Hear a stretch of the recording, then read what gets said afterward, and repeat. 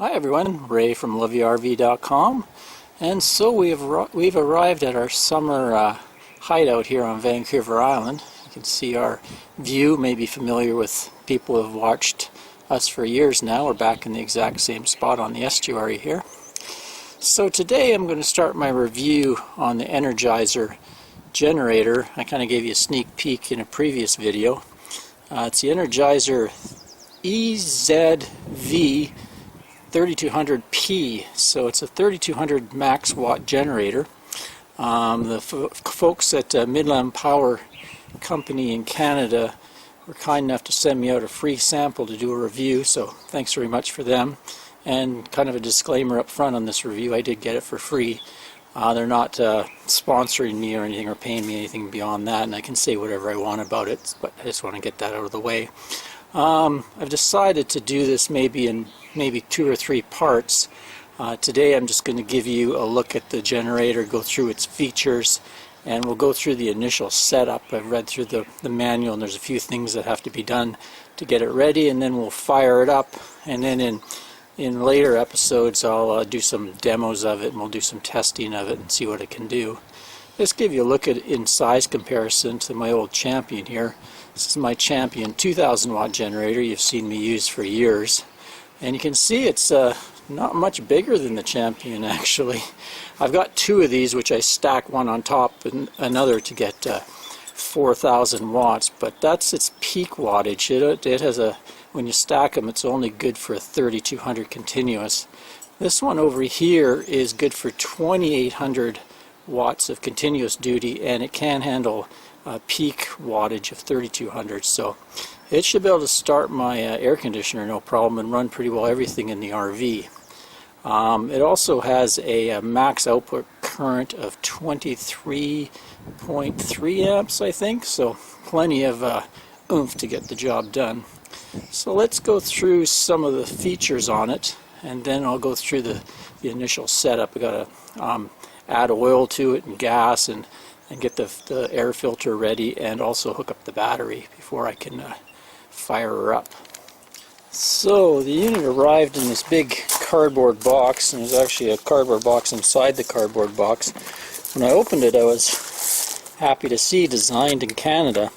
So as far as I can tell, it's made in China, but a Canadian company does all the design and specifications, and they actually have a plant in China. Let's take a look at the front panel first. Over here we have the power button. So this can be pull started, you know, a normal pull cord like a lawnmower, but it also has a push button start. And the big feature for me, and one reason I was really interested, is it has a wireless remote start. So say we're out boondocking and I have this set up to run outside. I don't have to go outside to start it up. You know, most times we're pretty good on solar, but say Ann wanted to dry her hair, we wanted to make toast or something, or you know, microwave, could just hit this button, the thing should fire up, and we should be able to do our stuff, and then click, turn it right off. That's pretty cool, not having to run outside and be pulling on the thing. It also has, like my Champions, it has an equal mode. So what that does, rather than running at full max power RPM, it'll turn the RPM down, so it'll run super quiet, and then when you do need the extra power, say you turn on something, then it'll rev up and increase the RPM to give you the output power. So almost all the generators now have this equal mode. Here's your on-off for your fuel. Looks like we have some indicators: output, overload, low oil indicator. And then I haven't seen this on too many generators. Looks like there's a LCD display that'll give you some extra info on what's going on. Let's see what happens when we fire it up. In here we've got a port called parallel, so you can buy optional cables, and you can tie multiple generators together. So interesting, you can actually get, say, a 2000 watt and tie it together with just 3200, or you could have 2 3200s going together. So that's interesting. Looks like a cool little port, a little nicer than what my Champion had. As far as the wires, just one single wire there. Got 12 volt port, 5 amps. Not the greatest amount of amperage there. It would be nice if it was a lot more for charging batteries, but it's okay. We got some breakers here. I like how they're all covered in plastic, make it sort of water resistant. I read through the manual and it's not waterproof. In the manual they're telling you not to use it in the rain and don't get near moisture and stuff. So, but at least they've made an attempt to cover things up. And here's our outputs. So we've got, under this flap, we got a pair of 20 amp outlets, your normal household looking outlets. And over here we have a sort of a 30 amp style. Max output's 23, but the RV should plug into that. They did have one, I don't think they have it out yet, but they're working on one that's a model for RV. They'll have the standard 30 amp output on it. I didn't get it, but they gave me an adapter, so it's got your kind of twist lock 30 amp plug. And over here we got a ground. Probably some applications you might have to ground the generator when you're hooking it up into your house wiring or stuff, but it shouldn't be needed with the RV. But it's a nice control panel. Everything's tidy there, easy to see. And what else did we get in the box? We got, that's for that 12 volt plug up there. And we got a good instruction manual, nice and readable. Language makes sense. Read through that already just to make myself familiar with the unit. And this is like a little oil bottle to help you fill. I'll show you that when I show you where the oil port is. I just showed you we got two remotes. A little tool bag with a, for changing spark plugs, stuff like that. And here's the adapter, 30 amp RV adapter to go from the twist lock to the regular 30 amp RV plug. Cool. Let's go through some other features here. So because it's a heavy generator, it runs about 100 pounds in weight. So they got a nice little handle here, and on the back you get some rubber wheels, flush mounted too, so they don't stick out or anything. So you'll be able to wheel it around quite easily. Seems pretty sturdy. And we also have a metal gas cap on there. There's the pull cord. Another look around here. The back. So we got the exhaust port coming out.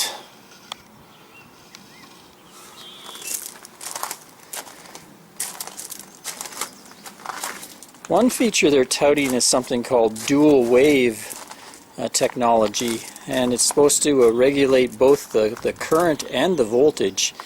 From what I can gather, I'm trying to get some more information on exactly what that is, but from what I can gather is it keeps it more stable. So if you get a power spike or surge, like you need a lot of power out from it, say you're running a drill or some type of motorized equipment like that, or for instance in the RV, the air conditioner, and there's a big spike demand for power, it's supposed to be able to get on that and regulate it really well. So I'll try to get some more information on exactly what that is and pass it along in the next video. In this one, if you have any questions, leave them in the comments below, and I'll also try to get those answered for you. So let's go through the setup procedure. Right up on the top here it says I got to add gasoline. Engine oil, so it comes with no oil in it. I have to connect a battery because of the wireless operation and the push button. It has a battery to do the starting for you.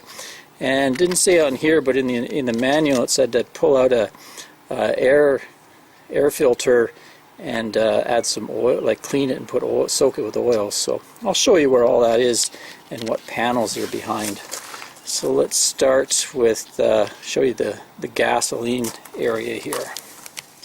Inside the gas input is a nice little filter, sits down inside there, and I won't bore you with adding gas. Basically I filled it up there. I like the gas cap, good idea to have the chain on it, doesn't fall down in the dirt or whatever. And it's just one little screw there. Doesn't seem to need any venting or anything like that.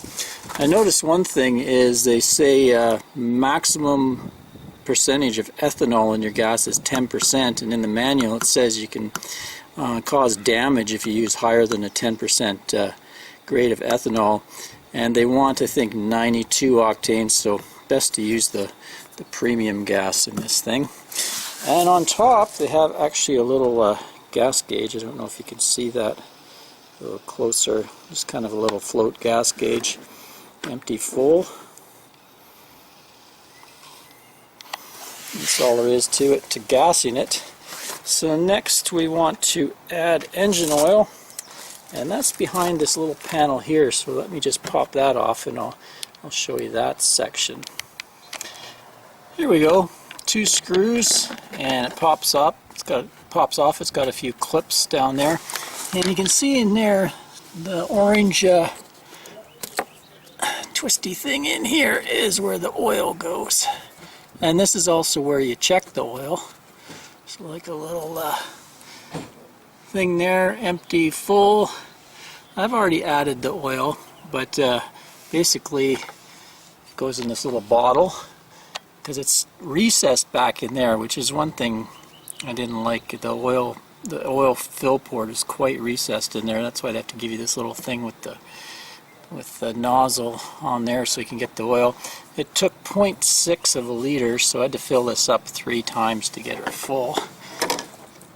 And it's also kind of finicky being back in there, getting your hands in there to go in there and check your oil and stuff. So, because that's something you have to do quite often. Okay. Another thing I didn't like was the little snaps here.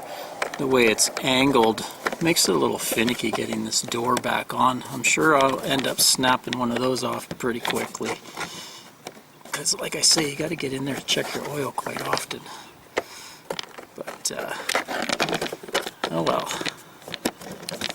It does have a gasket around to stop dust from getting in there.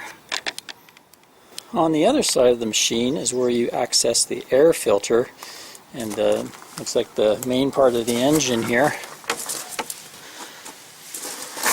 So it's just a little sponge air filter, and what I had to do was take that out and wash it in soapy water or some type of solvent they recommend, and then I took the clean engine oil and soaked it up and then wrung it out so that it's kind of impregnated with engine oil. And just fits into here. A little cover goes on, so pretty easy to do. There we go. Let's give you a quick look at this side of the engine here. It says right here, made by Ducar. And the flap on this one was sort of the same as the other one. One thing I like is the screws, they stay in, they don't come out, so you don't lose your screws to the covers. The same thing is there's a plastic one that's sort of on an angle, so you sort of put it in there, but the one on the angle is tough to get, so it's kind of finicky. Maybe I'm being a little too picky here, but it'd be nice if they made the covers go on a lot easier. We'll get that back on and we'll move on to the next thing, hook up the battery. Just below the control panel you take off another flap and you'll find the battery. I have it pulled out here. When I first got it, the cabling was disconnected and just tucked in over here, so I had to pull off this little cross member that held the battery in place and then attach the connections so that we would have battery power to be able to start it up. I found it was quite tight to get that in and out of there, so there's not a lot of clearance between the top and bottom, but you won't have to really be pulling it out very often. Looks like a little 12 volt, your standard 12 volt little sealed battery there that they use in a lot of devices. There we go, all hooked up and ready to go. And this panel, it's more like it, very easy to put on and off. So let's get ready to fire her up. So completed all my steps, added my oil.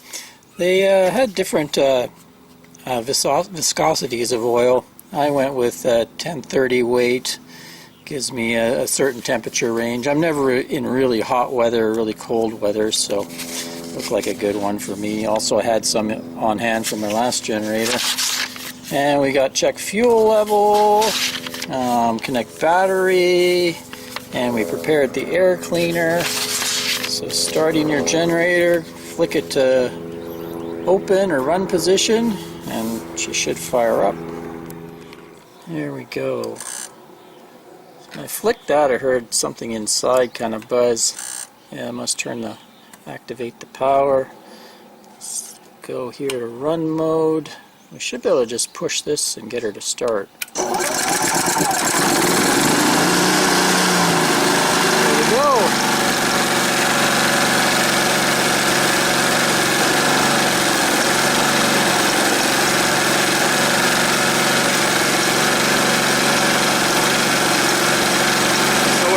Voltage output and frequency. Press it here. I have my total run time, 2 minutes so far. We got our engine speed in RPM. Cool. Take it off of eco and give her full blast.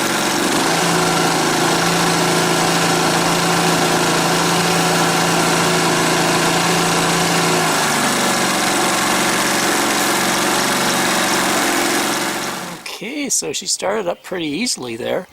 Now the fun part. Ooh, wireless. Supposedly this can work up to 100 feet. Let's give her a test.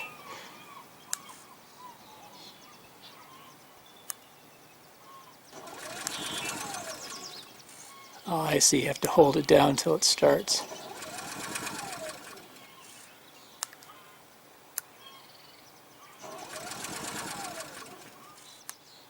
Okay, that was almost an epic fail, but I had actually turned the power button off on the generator. Oh! Okay, let's try again.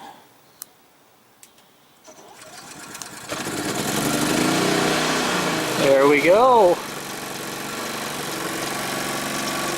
Cool!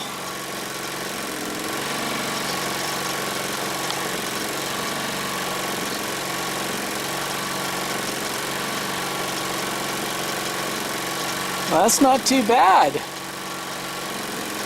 That's pretty quiet for a 3200 watt generator.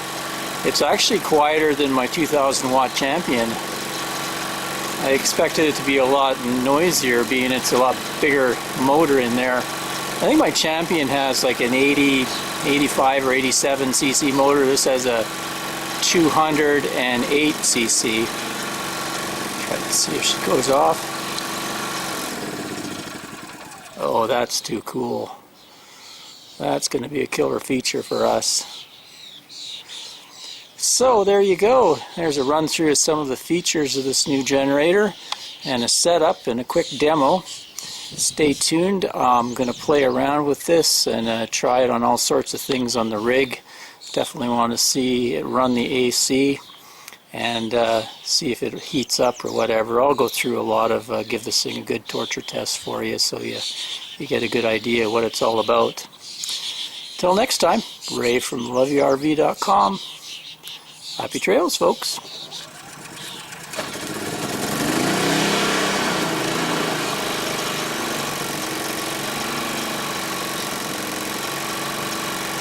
Cheers.